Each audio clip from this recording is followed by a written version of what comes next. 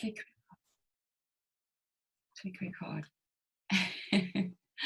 Good. Okay, so hello and welcome everybody to another Lockdown Still Live show and tell. This time on the theme of superstitions, which kind of, was mentioned and raised and inspired by Roger's presentation of his father's beautiful kind of divination toy. And we got talking so interestingly about kind of the things that we believe in and don't believe in and where they might come from as well. I think the history of where superstitions came from was brought up, and it would be good to delve deeper into that. So yes, tonight it's superstitions.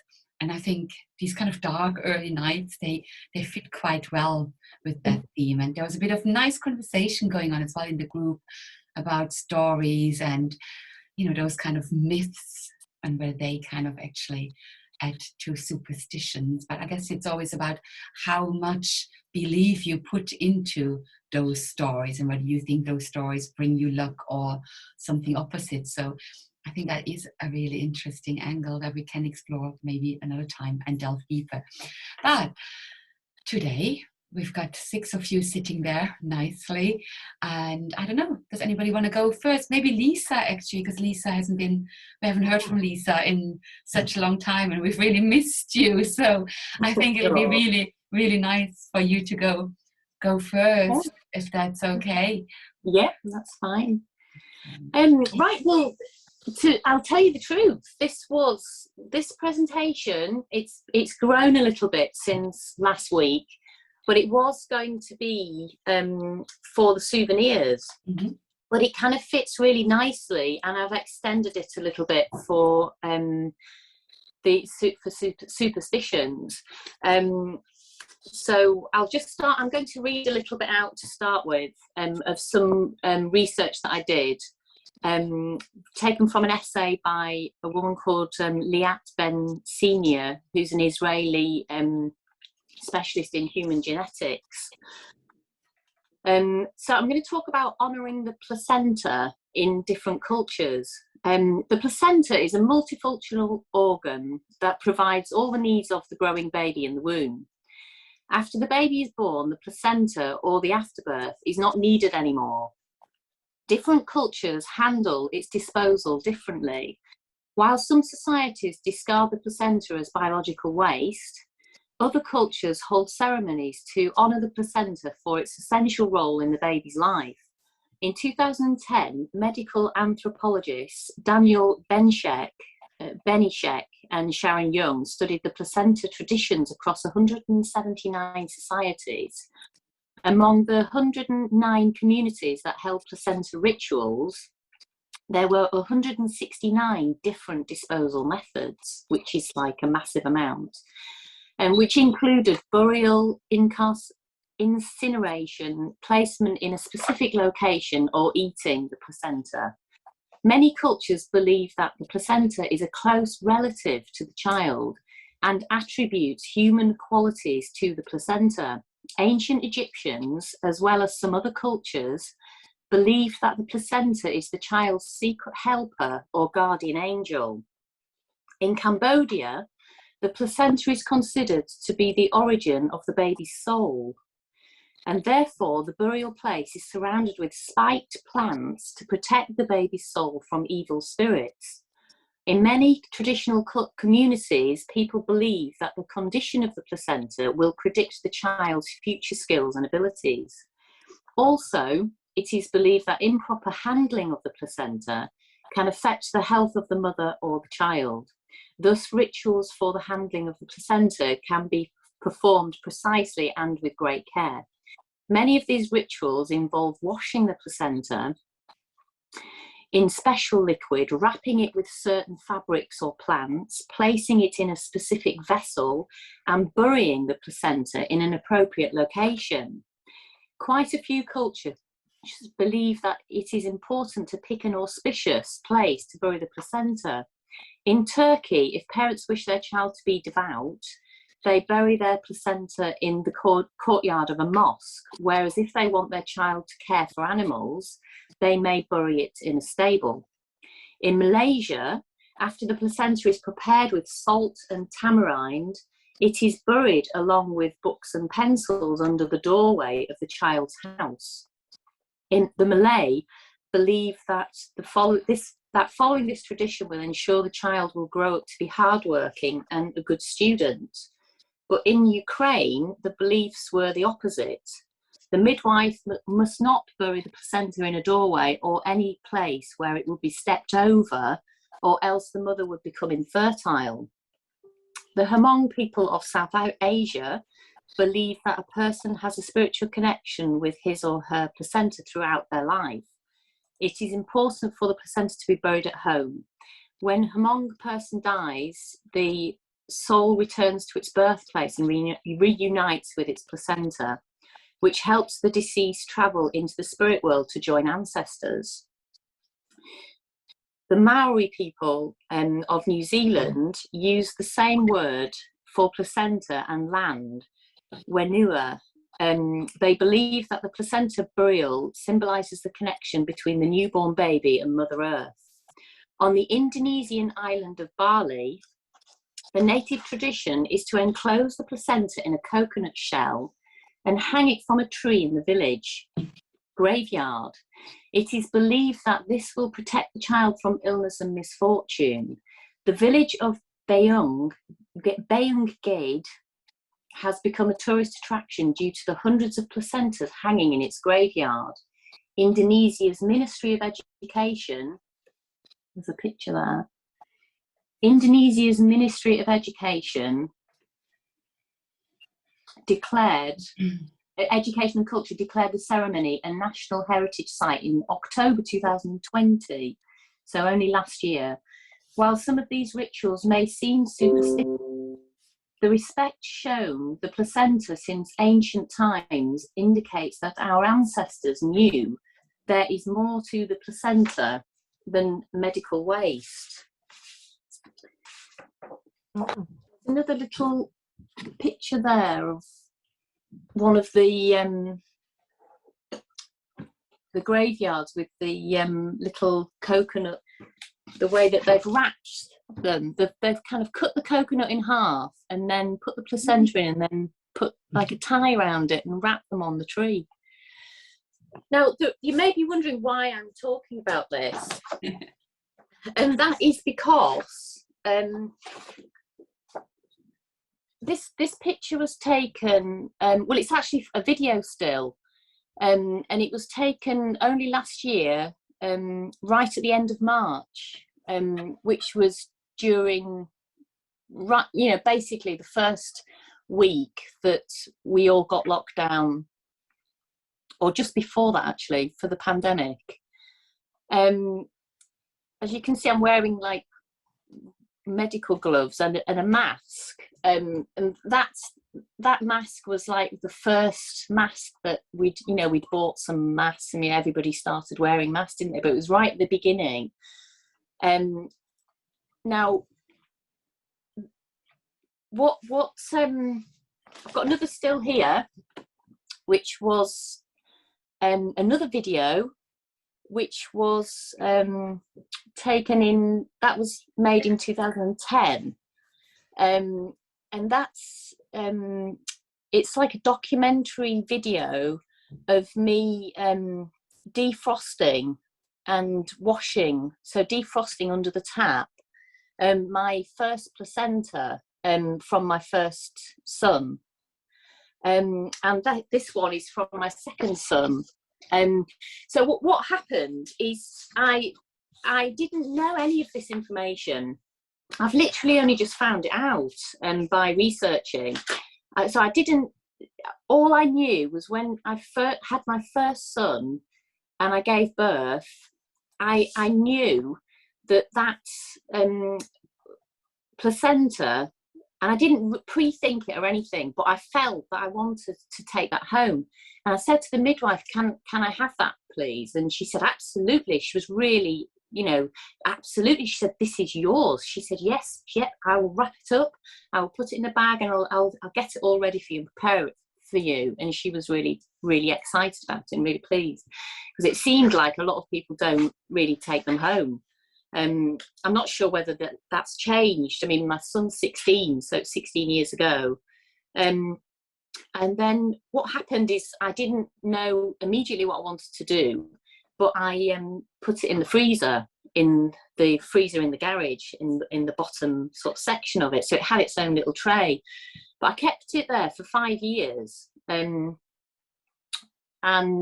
until I realised, I kind of felt that I disconnected enough within 5 years that I could then defrost it and have a really good look at this amazing,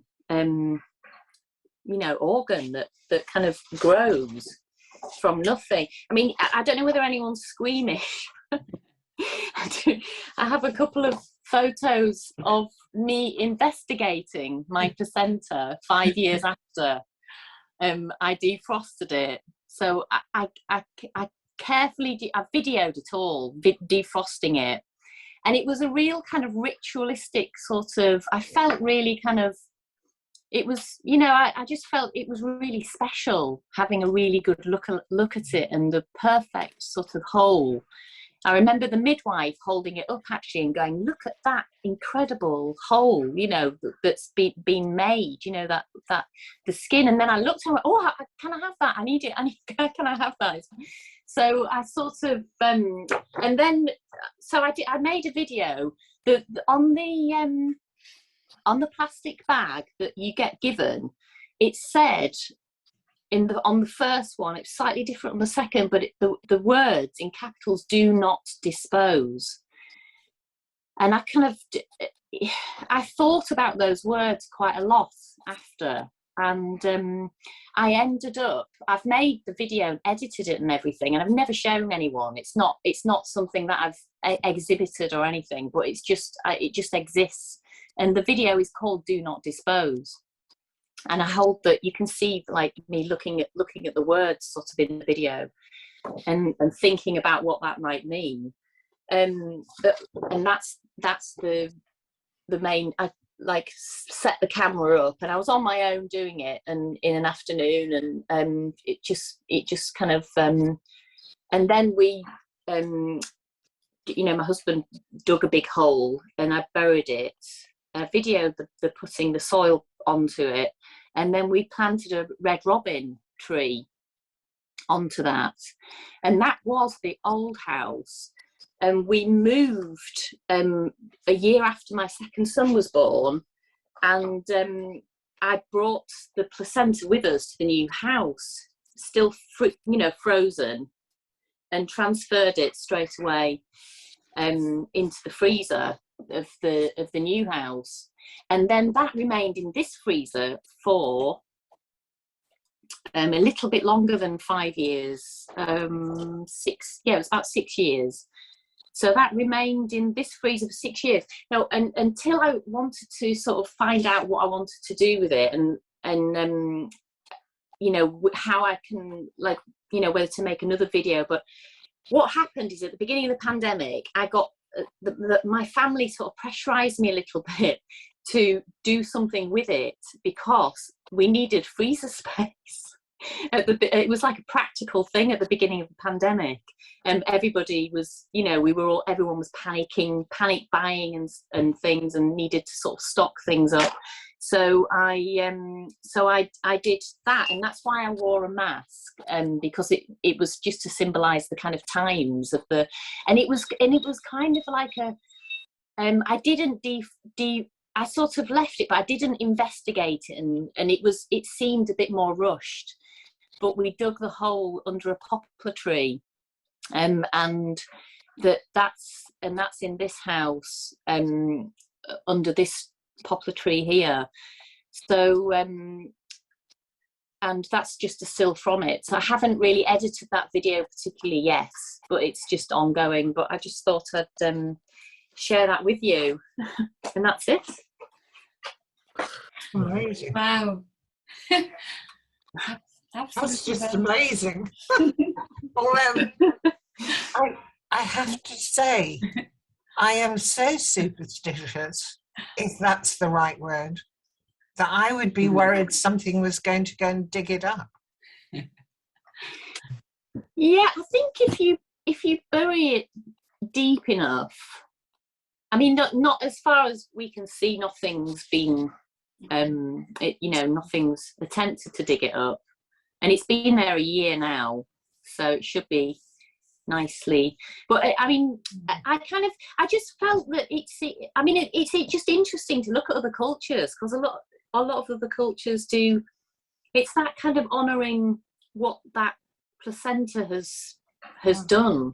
It's just amazing. I think it just grows and then does all that work and keeps that baby alive and is a little home for all that time. And then it's quite nice. It's nice to sort of, I mean, some people may think it sounds a bit morbid, sort of digging a hole and burying it, but for me, I felt like it was just going back to the earth, or sort of, it just felt right, really.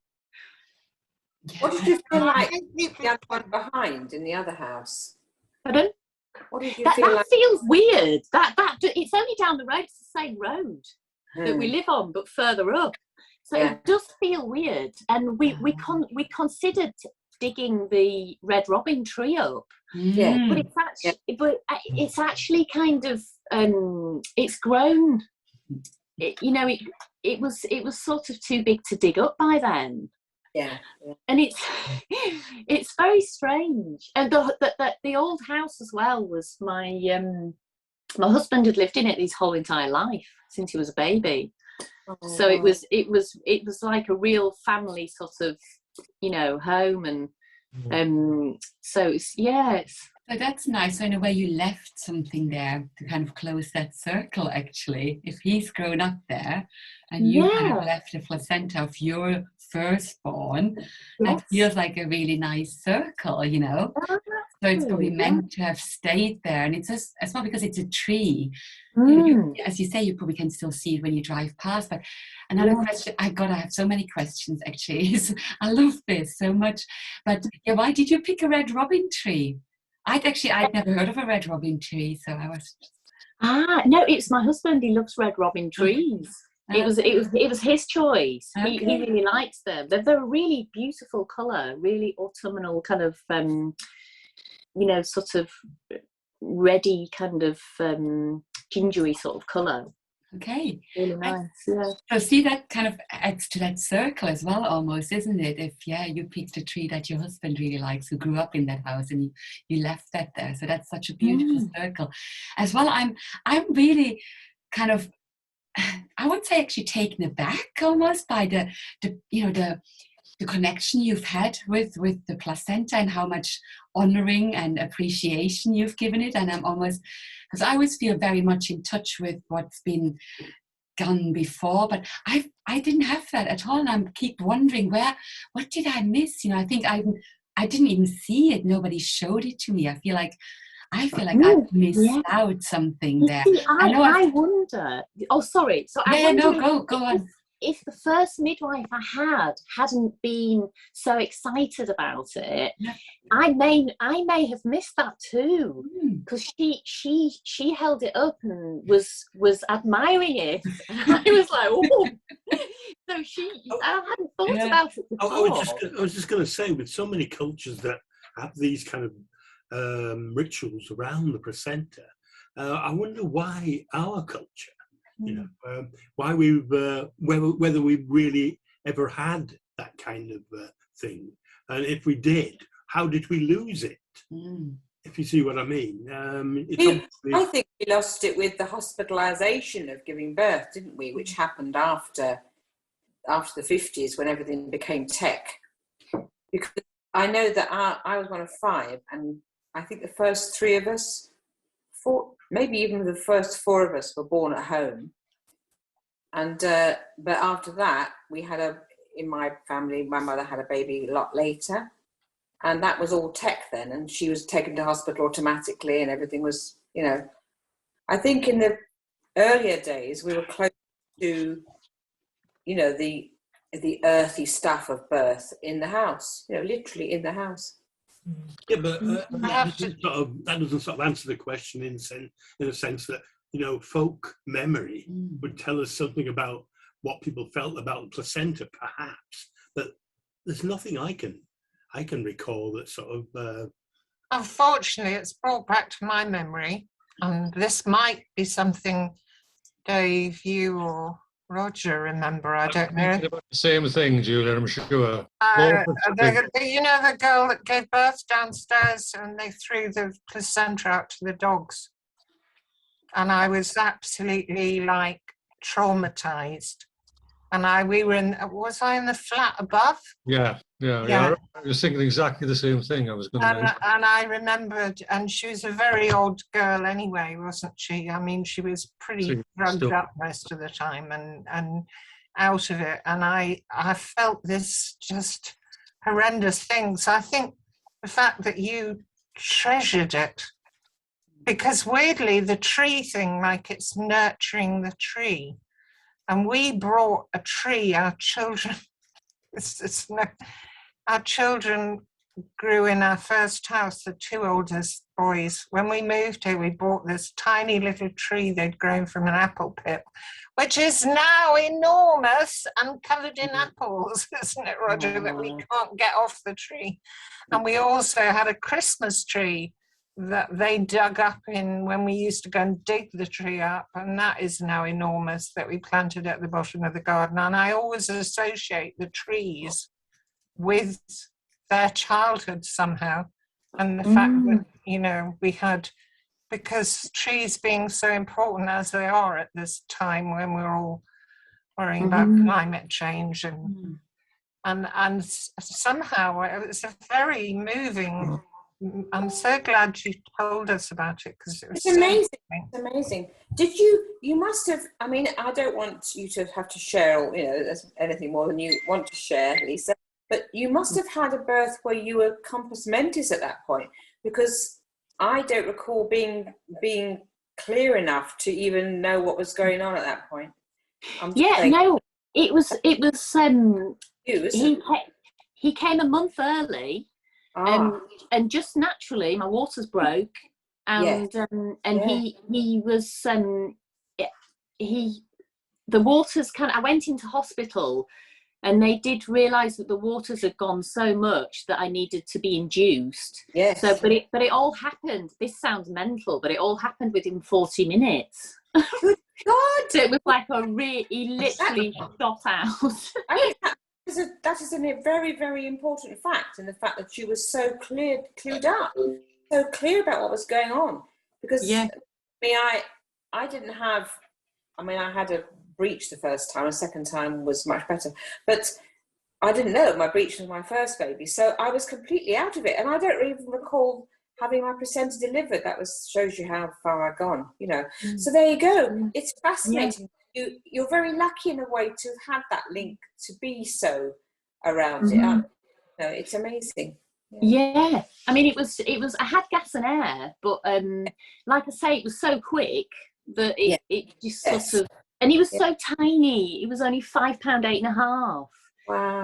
His head was like a little orange, you know. He was so tiny. So, but he didn't. They said that he was absolutely fine, and they said that if he was born just one day earlier, they'd have to put him in the premature baby section. Yeah, there's a line. Yeah, but they checked him, and he was absolutely fine. So I kept him with me, and he's just like tiny little, so tiny. Yeah. But he I'm was actually fine. feeling a bit jealous here, because on a recent consultancy, the consultant was going through all the children I've had and said, "Oh, you had enormous children." It was enormous. The guy was Asian, and the doctor was Asian. I'm not being racist or anything here. I thought, yeah, I bet your wife had some tiny little. Mine were like elephantine babies, and then I had to carry them around when they were weighing more than most people's babies, and I did carry them around. But I think I was so concerned about their survival. I forgot all about that, although I do remember them saying you had to wait for the placenta to deliver. How much of this I really remember, and how much is called the midwife, I don't know. But, no, I think you do have to, don't you? And I'm just again, wondering about that whole process and why it's so special. But you can almost see that for people in the past, because there's something else coming out of the body, which almost feels like probably like a kind of another baby, isn't it, almost? Because it's quite substantial as well and big. I can see how people would have looked, for very special meaning, and it is special, isn't it? It does nourish and grow the baby. I had some friends about 20 years ago who worked in social services. One of whom you might know. I won't name her though, in case it was all a bit slightly crazy at the time. She's left Hull now, more than 20, possibly 30 years ago. Anyway, she made I think it was the Mirror, or maybe even a bit the Sun, one of the major newspapers, because she had a party where they all ate the placenta. And this is in Hull, and it made the major press. And it was a great big furore, and they made a big thing about it on Channel 4 News and all that. And I remember thinking at the time, crikey, this is a really amazingly sort of, I remember people were using the words, this is very hippie, very sort of, that would have been a derogatory sort of way to describe it, at that point. It was fascinating, and that's the only other placenta sort of ceremony that I've ever known in Hull. So I know people keep cords, because I know quite a lot of people who've kept cords. Yeah, I've heard of that, but I don't know personally. I'm just saying, Lisa's and this one person I knew they made it into a sort of pate, apparently. It was like a sort of pate. Yeah, I wouldn't have fancied that, because it's not something that I would have done. But you mentioned that they did it in different parts of the world. That's why I mentioned it, because that's right. Yes, this happened in Hull, and I remember being absolutely fascinated with that. She was quite a very unusual person, this woman, I must say. She did do very unusual things, and I mean, when you talked about it so candidly and so openly, it didn't sound weird or odd to me at all. It's just that my experiences of giving birth was that I could hardly remember. I do remember the second birth. And the second time when you have the placenta, it's almost like giving birth again. And I had no idea that was going to happen, because I had no memory of the first time, you see. So that just shows you how little, even our own bodies, we understand and know about.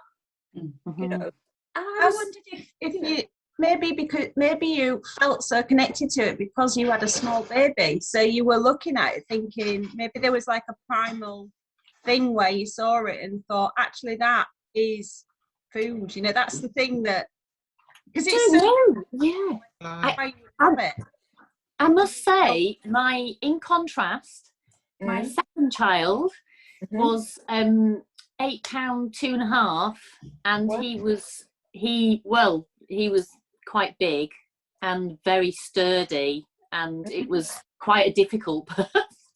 I managed to just do gas and air, but it was quite messy at the end. Let's put it that way. And I had to have an operation afterwards, which was really annoying. I'd done all that with gas and air, and then I laid there for about an hour, and then they took me down to theatre and gave me an epidural after the birth. Wow, God. Well, that was clever. And I remember lay there thinking, could have done with this.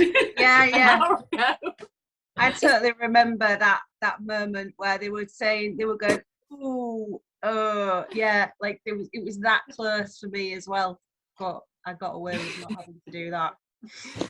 Yeah.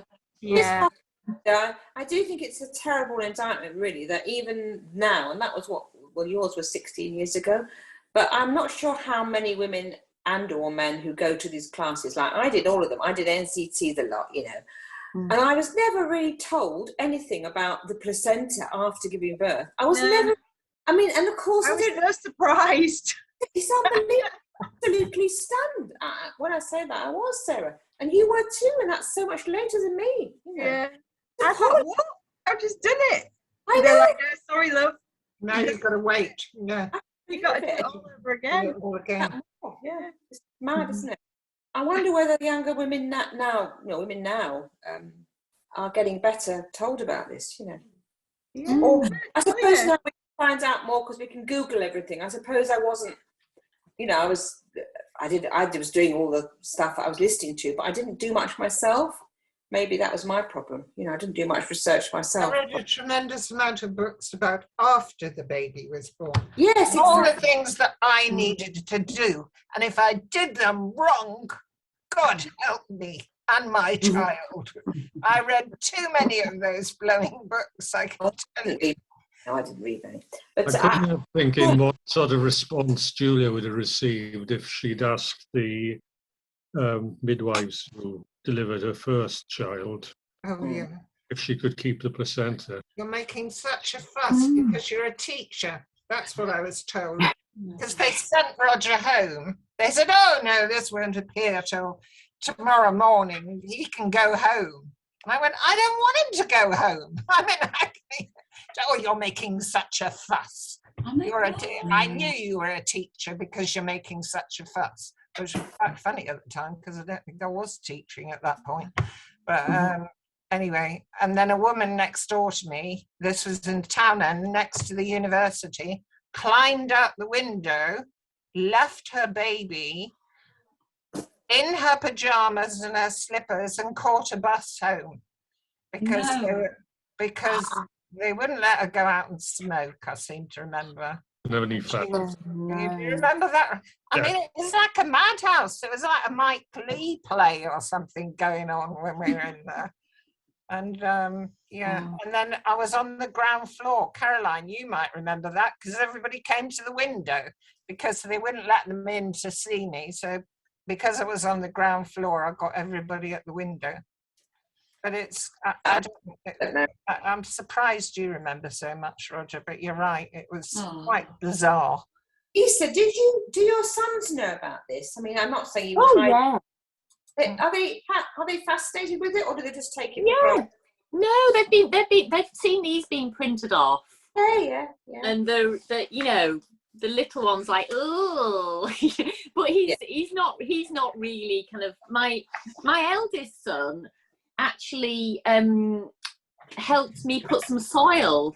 He helped me bury his placenta. I know he was only 5, so but he sort of helped me sort of put some soil on it, and we were just burying it. He probably didn't really realise, but I mean he knows now, and he's seen the video that I made in 2010. I've never sort of kept it secret or anything from them.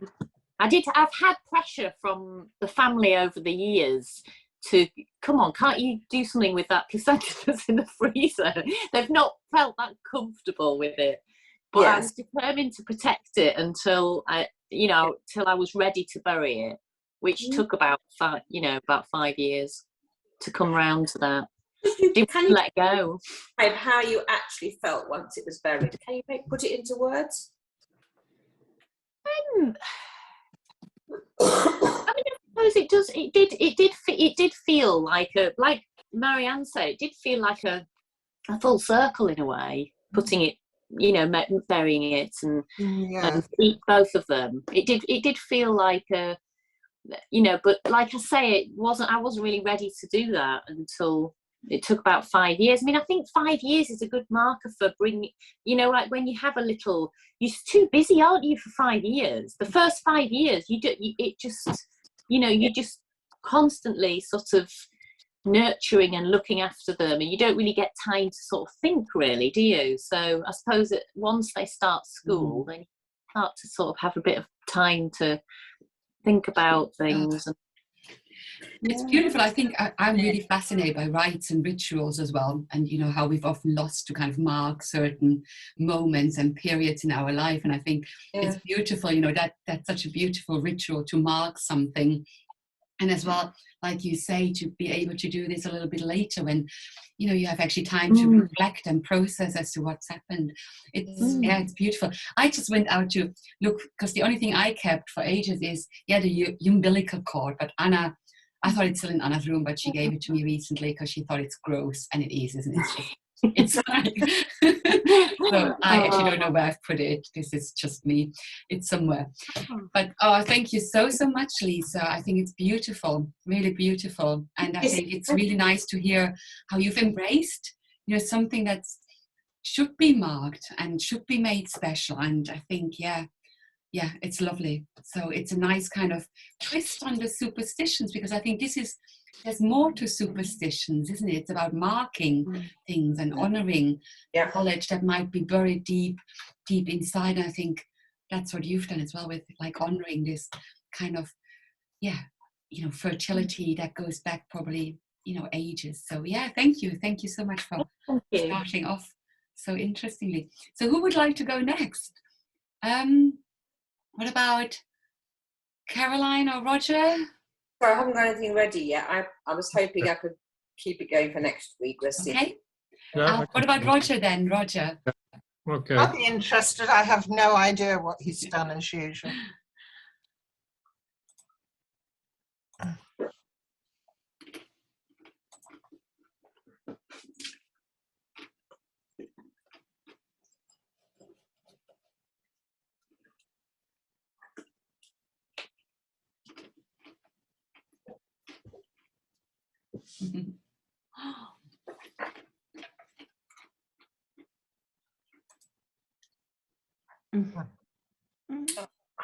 Just got to get my script. Hold on a sec. Looks very interesting already, Roger. Already, exactly. I I want to see it straight away. know. They told me you couldn't think of anything at all. You couldn't, but you did. I'm having difficulty knowing where to go with it, but I'll find something. I know I will. Okay. Right. I must admit to not finding this one too easy to prepare at all, as I felt that I'd got suspicions well and truly out of my system via my last airing with Dad's winning lottery numbers predictor. Growing up in a household that literally oozed superstitions, washed with luck-inducing knickknacks and strategies, it's hardly surprising that I've hung on to one or two myself. If you were online 3 weeks ago, you'll have seen one of the two horseshoes that guard the entrances to our home from the ingress of wickedness and devilment. Note to self, must get one for the back gate ASAP. Thank heavens for St. Dunstan, who back in the day nailed a red-hot horseshoe onto the devil's hoof, giving Beelzebub an eternal fear of the things.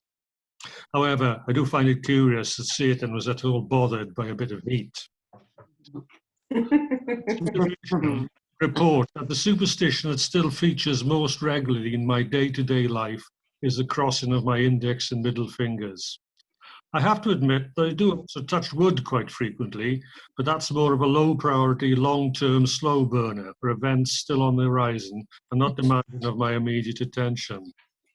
The crossed fingers is far more here and now, and being near instantaneous to execute far quicker than that tedious and time-consuming genuflecting business that so many sportsmen seem to go in for. Crossed fingers, it's claimed, originally symbolized the crucifixion, and with it, Christianity. Apart from being a means of identifying fellow believers, the gesture was a means of rapidly tapping into the spiritual power that religion still offers so many people. A direct line to the man himself, a sort of go-anywhere Sony Walkman symbol of one's belief in goodness. Because, who knows, when a situation might arise necessitating access to a cross of some description. So, just as back in the days when I'm still making job applications, or more recently when undergoing medical tests, I irrationally open the envelope that contains the results with fingers and both hands firmly crossed. Not an easy trick to perform. Similarly, my middle finger has been known to surreptitiously creep over the neighbouring index during the announcement of football and election results. Incidentally, in researching this little piece, I came across this image of crossed fingers. What's wrong with this picture? Well, the index is over the middle finger and not vice versa. Surely that person can expect to go out, to break a mirror, go out, walk under a lamp, walk under a ladder, cross a black cat's path, see one single magpie which shits on him. But oh, wait a minute, that's lucky. I'm interested in the way in which this ancient and quite powerful gesture has changed with the passage of time and become reinvented, watered down and devalued into a throwaway good luck talisman, a photo opportunity, along with the thumbs up and peace signs. Appropriated as a free pass for con artists and charlatans, and even managing to find a niche in the heady art and digital media worlds. Nevertheless, in spite of its devaluation and dilution, it does still retain a standing in high places. And so, if it's still good enough for HRH, it's certainly still good enough for me. Great. That's great. Excellent. Yeah, it just made me realise how often I do it, Rod. You know, I don't really think of that as a superstition, but of course it is. Of course it is, you know. Oh, yeah. So, Yeah. That's it, isn't it? Yeah. Ubiquitous. Roger comes from the most superstitious household I've ever known. I mean, Roger's father, well, you saw from the ones of you who saw the wishbone and the four-leaf clover and all the things he kept in his lottery juggle thing, that toy that he made himself. I'm amazed, Roger. Equipment, Superstitious. Boy, What? it's a serious piece of equipment. Yeah, all right, okay, fair enough. But they were very superstitious, Yeah. and it's kind of catching, and it verges on being OCD-ish. You know, is that the right word? Have I got the wrong one? You know, where it's obsessive compulsive stuff you have to do, where people end up having to touch this, which seems to be almost a part of that, you know, that kind of, you know, if I don't do everything exactly right, then the devil will, or whoever, you know, will come down in a thundercloud and finish me off. Big belief systems, aren't they? I don't know what, I missed it last week, Rog, sorry. Sorry, Maria. But did anybody mention that it could be, well, is known to be much more prevalent in Celtic societies? Because obviously, being Welsh, What are you trying to say?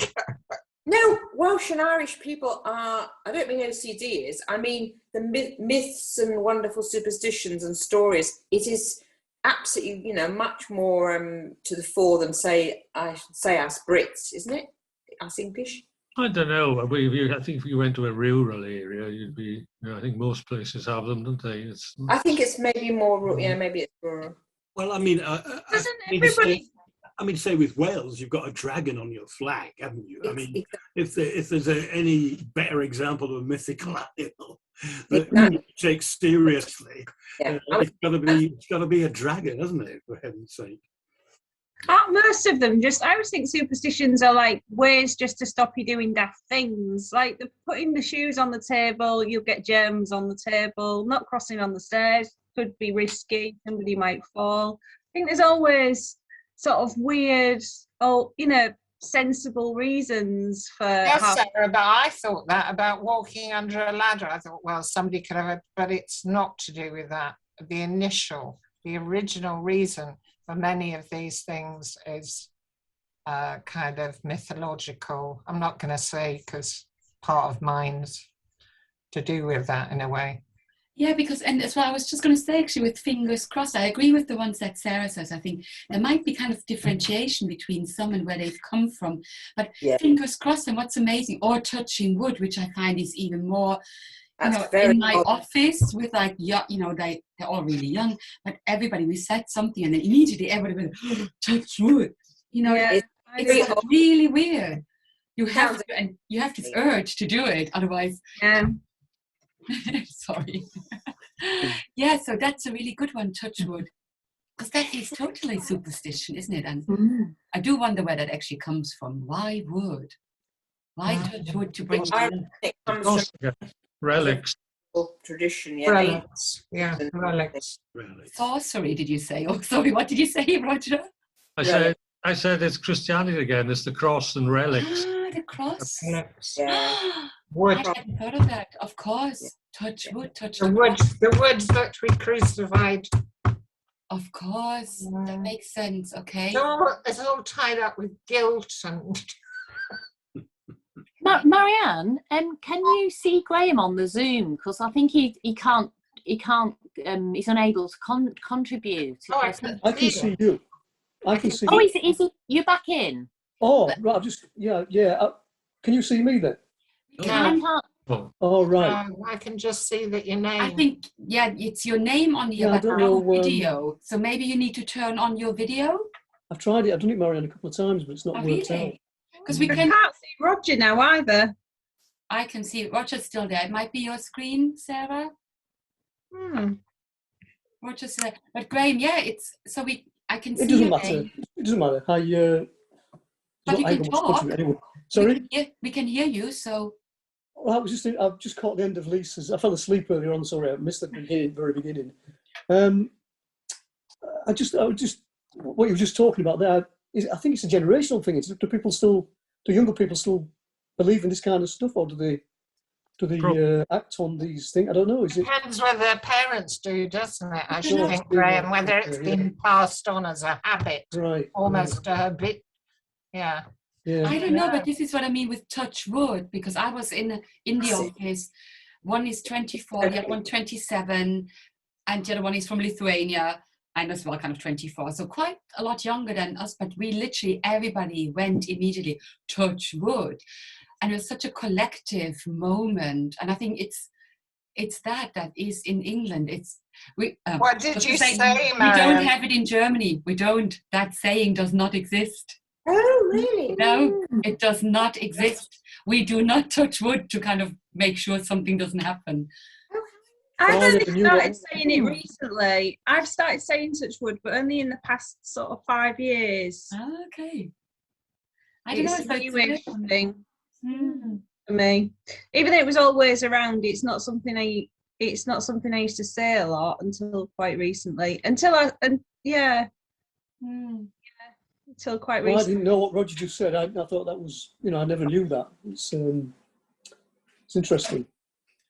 Which one didn't you know about touch wood? I didn't know about the cross. I never made yeah. that connection. I never made I'm that connection. just guessing, Graham. I'm not. Oh, right. Don't have any authority on It makes that. sense. It makes perfect sense. You are now, Roger. You are now. Most You're the touch wood authority.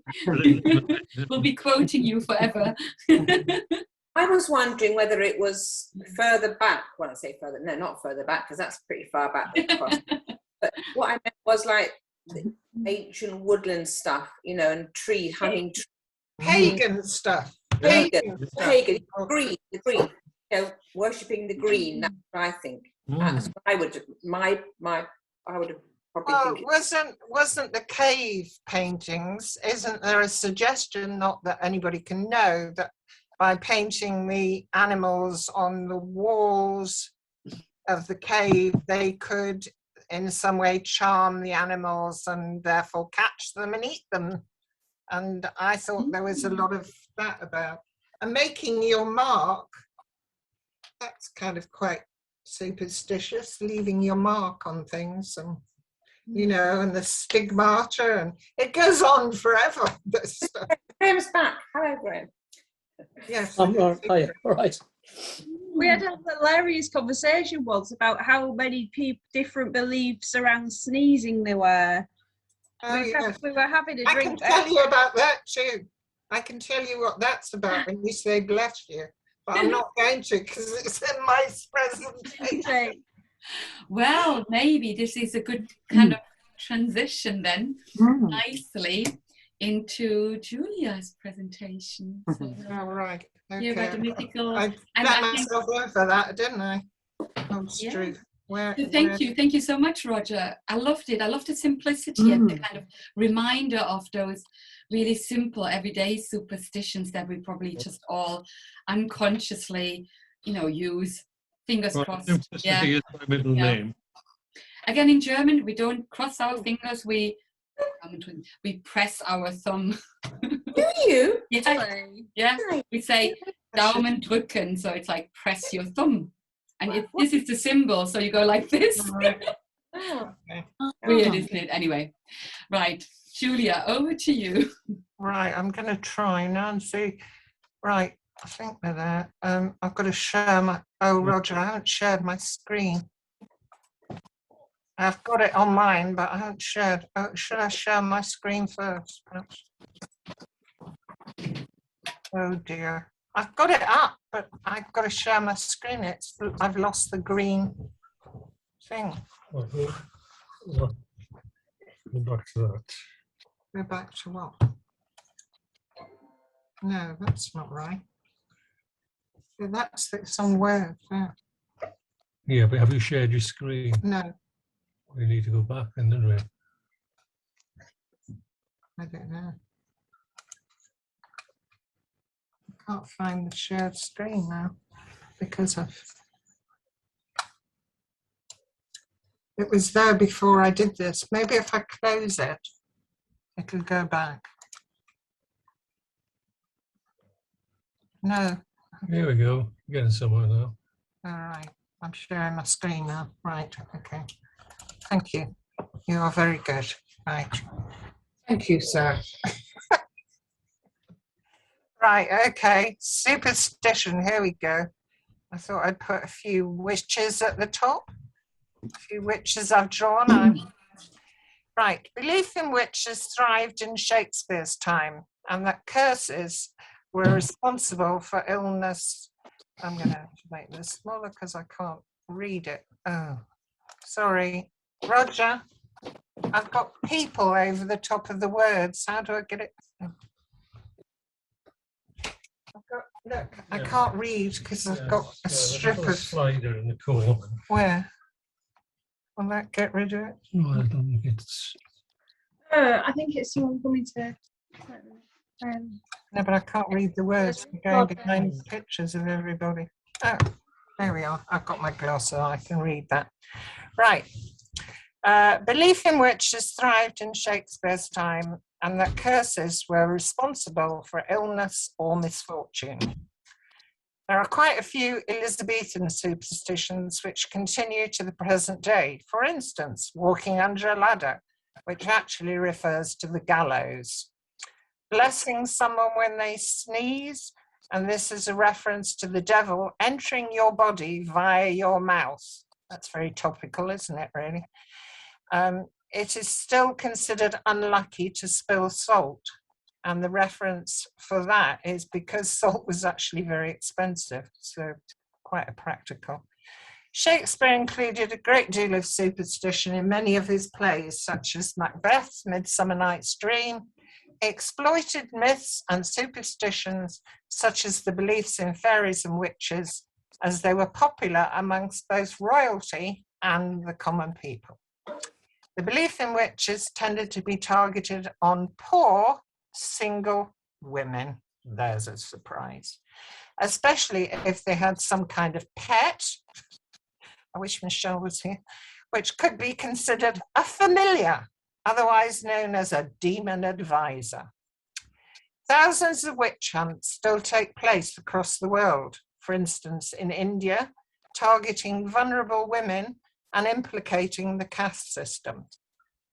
I haven't gone into it in too much detail because, take too long. Most superstitions are rooted in misogyny and patriarchy. And in India, witches are used as a convenient explanation for mortality rates. So if your baby dies, it's your fault. China similarly has areas where witch hunts are rife. Witchcraft accusations act as punishments for those who do not cooperate with local norms. It was thought that food provided by these so-called witches may well have had supernatural effects, including death. For me, this calls to mind Love Potion number 9, which I was tempted to put on, but I couldn't work out how to do it. As witches were often sought out to remedy inadequacies. i.e., let's give you a bit of Viagra from the witches, whatever. Origins of the slurs focused on women sometimes pass from mother to daughter, which is why I put that little painting on of mine, because it's like the thread of life going through from mother, grandmother to daughter to granddaughter. If the head of a household was a woman who appeared to be wealthy, she might be considered to be getting too big for her boots and must be practicing sorcery. She couldn't have got there any other way, could she? Those who punished these women often gained a beneficial reputation for outing the transgressor. Sometimes the reputation a woman acquired was more to do with competition than any real uncooperativeness on her part. So you've got more than I've got, so you must be practicing sorcery. Common features across the world are that middle-aged or old women are most likely victims of accusations of witchcraft. Any woman trying to establish matriarchal systems over patriarchal systems, even in modern societies, can lead to forms of witch hunts. Feminists are particular targets.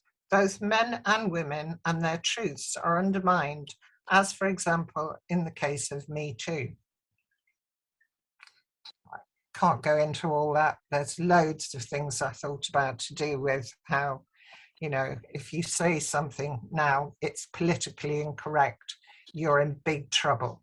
And you might not actually be called a witch, but it's a witch hunt. Superstition often maims and discredits the vulnerable, particularly women and children. Resorting to imagery drawn from sorcery and witchcraft is very seductive and is contained in so much of our history that is reliant on the fairy tales we grew up with during a very impressionable age. Now I'm going on to a bit of my own work. A lot of my artwork concerns itself with mythology around women.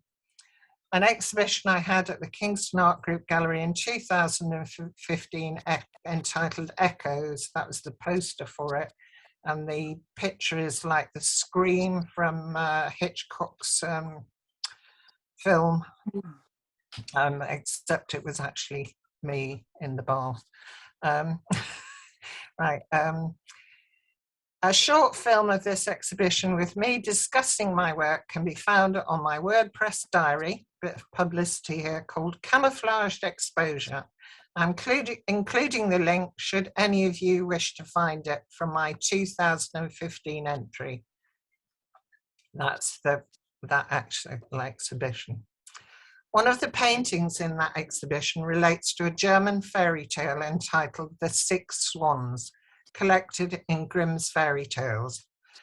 There are many versions of this tale involving the wicked stepmother, evil but beautiful witch. You can't win even if you are beautiful, it would seem. She turns her stepsons into swans, not very nice, to get them out of the way. During the brief time they assume human form every evening, they tell their only sister, has to be a sister, that there is one way that the spell can be broken.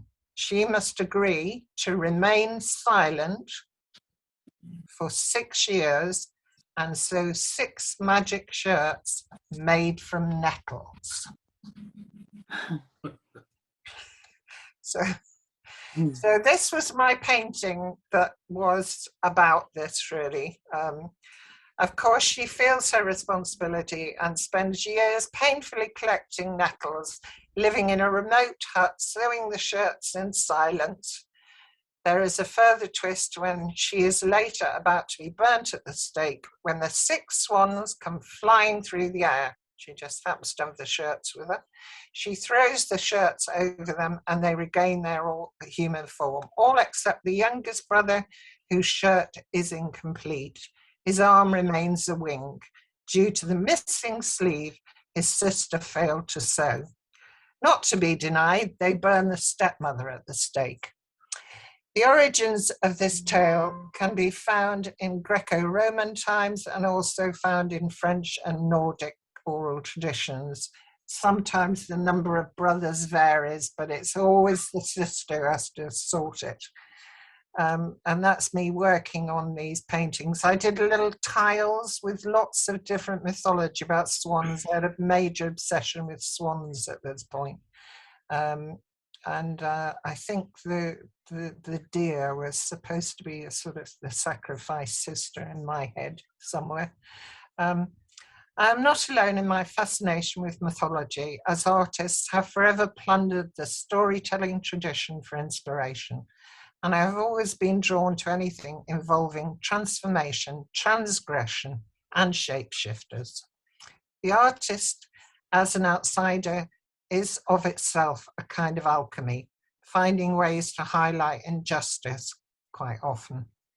My feminist principles, I like to feel, extend to both men and women, but it is hard not to focus on the injustice towards women that is still practiced across the world. I associate myself with other female artists such as Paula Rego, who has used her imagery to address the wrongs done to women. And that's it. Mm.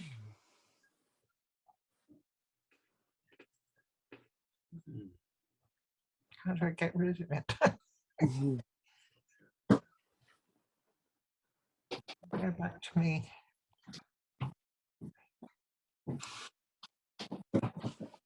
No. Stop share. That's it. I found it. Hey, hello. Thank you, Julia. Thanks, Julie. I love the painting at the end, with the one, with the wing and the story. I've never heard that story. It actually had feathers on it. I went and collected loads of swan's feathers, which had on the wing. But I'm not sure whether all that fits into superstition, but I feel it has ill-served a lot of men and women, superstition. It has fit in because superstition basically means things you can't understand that you are trying to sort of control, to me. And women have not been understood, or men have not understood them. You could be as blatant as that over the centuries, and they've othered them for centuries and centuries. So stories are built up around all that, in my view. That's what I think. Yeah, no, I think I didn't know the story either. I'm like, wow, I thought I grew up with Grimm's fairy tales, but that one isn't very well known. Yeah, the lovely one, isn't it? Nothing that, it's funny, isn't it? The ones we pick out to really like and be drawn to out of the Grimm's fairy tales. I think it's fascinating. I always like the one with the horse's head above the gate that talks. But yeah, so yeah, superstitions, I agree, because the whole kind of witch hunt, everything was based on superstition. And during that time, it was, yeah, I don't know how to call it really, but it was really terrible, isn't it? Because nothing was based on facts. It was just all based on knowledge acquired through hearsay, and they could make things up just as they wanted to. So yeah, I feel like you have a real connection to that time and that era of the kind of prosecuted women. Yeah. Does anybody read this at the moment? I just happen to have this on me. I started reading it, yeah. I haven't finished it. It's fascinating because you started talking about Shakespeare's time, obviously, because it's set. The book itself is Hamlet, as you can see. It's had all the awards. It's a very recent novel. Shakespeare's son. It's basically Hamlet was Shakespeare's one of his twins who died of the plague. Now we don't know much about Shakespeare. No one does know much about him. He's a very shadowy figure. But this novelist has written this story about Hamlet, who he thinks he wrote in, just shifted his, obviously, one letter as Hamlet later on, of course. But I'm telling you, I mentioned it happened to be right next to me while I'm here. And also because it's all about how the novelist in this book doesn't actually mention that it's Shakespeare at all. He's a shadowy figure. He's just this unusual young man who marries this much older woman, which he did. Shakespeare married a much older woman. He got her pregnant and had to marry her. Now, the older woman is perceived as a wise woman or a witch. And apparently Agnes Shakespeare, her name was an incredibly fascinating woman, a new all sorts of things about, you know, she was, I suppose, if you like, a herbalist, a doctor in another word. And it's about the superstitions in this book are unbelievably wonderful. They're wonderful. It's just so funny because I'm really involved in this book at the moment, and it's a wonderful book. I recommend it to anybody, by the way. What's it called, Caroline? I can't see you. Hamlet, like Hamlet, but with an N. Hamlet. He based it on Hamlet, didn't he? Or so they went. Hamlet was his son. He had 3 children. He had a girl first by this much older woman, who he got pregnant and had to marry, and it was a real, you know, disaster. Terrible. And then he had twins with this same wife. But then he went off to London and left them, but he used to send back money. That's all we know about. Was he the only boy? Was he the only boy? The other twin was a girl. He died aged 11. Now, this is a complete novel about what this Maggie O'Farrell, who's written it, she's written this novel about it, but it's the most wonderful, breathtakingly detailed. You really believe in this world that he lived. And what is so clever about the writing is that she doesn't even mention that it's William Shakespeare, but you know it is because all the other people are real. I know all the names, you know, because I know a little bit about the background of Shakespeare. But there's so little we know. So what she's constructed is really from his wife's point of view, and it's beautiful because it's such a different angle, you know. It's beautiful. It's beautiful written. I remember really getting drawn into it. It's very sad, extremely moving, of course, because he died. And you know that it's coming. You know that the boy is going to die because it goes back and forth in time. I suppose it's fascinating that we're talking about that time because it's a really good evocation of what people thought. That's what I'm talking about now. It is what you're saying, Ju. You know, life and death was so close to them. They kept it at bay by all sorts of weird things. You know, they didn't have the NHS, did they? But you know what I mean? It's like plague was literally something that they feared as a literal, almost like a literal thing stalking them, you know. Really but they didn't keep it at bay because if the herbalist or the woman failed to deliver, then she became, she became the thing. The bad part of the story. But like, you know, medicine itself, really, I suppose. Yeah, blame women, exactly. Unknown. Yeah. But it's ignorance, isn't it? It's ignorance that's behind all of that. They just didn't know what and why things happened. And it is always easy to kind of, it's about seeing the direct consequences of things because they couldn't see beyond the direct kind of action. So they saw a woman trying to help and give something. So they could only deduce that it must have been that woman. They couldn't see anything else, isn't it? So it was all they had, which obviously was wrong. But yeah, it's hard. It must have, I wonder what those women, you know, the courage they had, because they I doubt actually that it was entirely a case of them truthfully just hanging on to these things, because as I said, there were all kinds of politics involved in why people became labelled as something. And in many cases, it was jealousy, spite, all the things that go on now, or that's what I was trying to say in that introduction, that a lot of the things were based, yes, in fairy tales and mythology, but some of it was quite deliberately manufactured in order to bring people down. Yeah. Yeah. World hasn't changed there, has it? No, not at all. Oh, wonderful. Excellent. It's 10:07, so I don't think it's worth kind of starting with another one. We've covered 3, which is always nice. So we could just, you know, finish here and kind of carry over to next week, the theme. I actually was just going to ask something because I've been thinking about, because it's nearly Christmas. Obviously, I'm very, very reluctant to ever host a real event again, but I'm thinking of maybe doing a little kind of Christmas sharing, kind of where everybody can bring in some old, like a swap, you know, you bring in old clothes or old things that you don't want anymore, and then people can just pick up new things or new presents. So I might hold this on Friday the 10th, kind of in the afternoon. So it'd be really lovely if you were around in town and want to bring some stuff, or just come drop into Shirethorn and say hello and see whether you find something you like. It can be books, it can be knickknacks, anything, clothes. So if you want to take part, but I'll post it in the group as well. So and as well, this is another invitation for any of you to come and make use of the space. It's currently very cold and freezing, so I'm looking to invest maybe in a tiny radiator.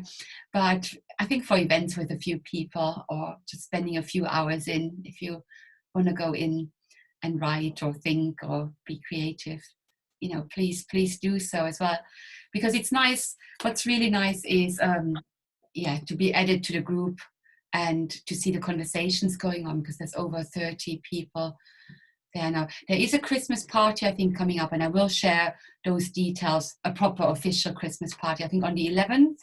So I'll share that with all of you as well, because it'll be nice if you could come. So just kind of being mindful of that other element that we wanted to explore, of meeting in person. Yeah, your birthday then, Caro. Yeah, when's your birthday?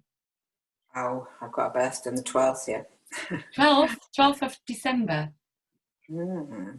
Ooh, 12th of December. Yeah. Put that in. Yeah, anyway, so I just wanted to put those things out there. Everything happens around Christmas. I'm used to it. I have 70 years of it nearly. So. Yeah, no, it is, isn't it? Christmas, don't they? Yeah. Julia, do you know already when you're No. No, you don't. No, I'm waiting on a letter now, and it could be anything. Okay.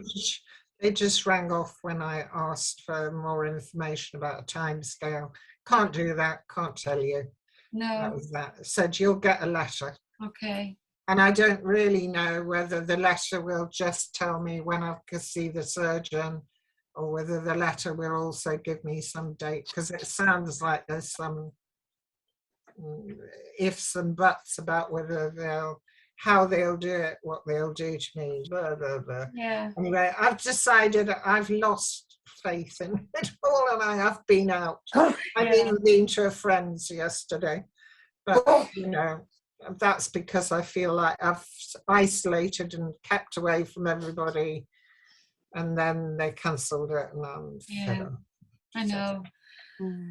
But it's not their fault. I understand that.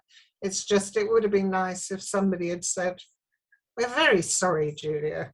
But instead it was like, no. Oh my God, yeah. That would have been nice, but there you go. It was more a case of, no, can't tell you anything. Oh. But I understand they're run off their feet, and God knows. So, but who knows? I might yet show up to party. So let's keep each other posted as to what goes on and what's happening. And it would be nice to see everybody. It would be nice to kind of just share a mince pie and maybe a mulled wine or something. And yes, David, you still have to come up to Hull. You you have to make it across that magic invisible boundary that kind of keeps you holding back. So I agree. Okay. Can I just let you know that Dave and I are doing an exhibition on the 4th and the 5th of December, and it's at Harry, which is a kind of white cubey type space in town. It's really great, and it's sort of opposite cash converters, but this space is really, really good. So we've decided to just bite the bullet and do it. We agreed it last night. So it's work in progress. So the idea is that we'll be kind of exploring engagement and where we are so far with our practice. So it's kind of not exactly a finished exhibition in that way. It's more like a work in progress exhibition, but it would be really ace to see you. I've put some more information in the chat, but it's 4 till 6 p.m. and it's the 4th and the 5th of December. Okay. And I'll the space that Sarah Pennington isn't it? It's Sarah Pennington's space, Harry. So it's all about research and kind of work in progress rather than the final product. So yeah, great. Yeah. My Is that finger. next to the old Boots building? Is that where that is? No, it's kind of, if you know where the BHS building is with the big boat, Yeah. it's opposite that. So it's Oh, where the Thorntons used to be. It Yeah, is yeah. the Thorntons building. I know now, yeah. Oh, I used to have plans for that. Beautiful. Brilliant building. I used to stay in McCoy's actually and work out with my daughter what we were going to do with it. Oh. Unfortunately, we never did.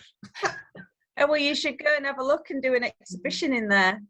It's a meanwhile space like Shirethorn, but they have got a very specific remit, isn't it, around it being work in progress and kind of really supporting the research element and engaging with people. So yeah, excellent. I'll definitely be there, Sarah. It'd be Oh, nice. excellent. Of course. Actually, sorry. Yeah, no. I know you're away. I'm in Stroud. I can't actually go. Damn it. I know, I realised that. Oh, no. Oh. Are you away for the 5th as well? Well, is that a Sunday? Yeah. Well, it's a long way, isn't it? We're usually kind of back quite late. Mhm. And it's so lovely Yeah. down there, so we never want to leave. So it's, yeah. Where are you going? Stroud, Stroud near Gloucestershire, Cotswolds. Oh, right. Oh, my friends, honestly, they have just this most amazing place. It's an old coach house. Oh, lovely. Yeah, the walled You have to do garden. things while you can. I know, that's it. And literally on their doorstep is just the most amazing countryside. And so we love it there. It's amazing. So We're going to leave it up for a week afterwards, Oh. but it won't be open, but we should be able to get in, and we might be able to get in and show you it. that would be amazing. I'd love that, really, because I really, really want to come and see.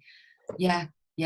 I think we'll be able to get in and show you it. Okay. Good. Oh, excellent. Well, I've got spaghetti carbonara waiting for me. I'm very excited and it smells delicious. I can smell it. So have a lovely evening and see you next week. Bye. Good night. Bye. Bye. Bye. Bye, everybody. Right. Bye.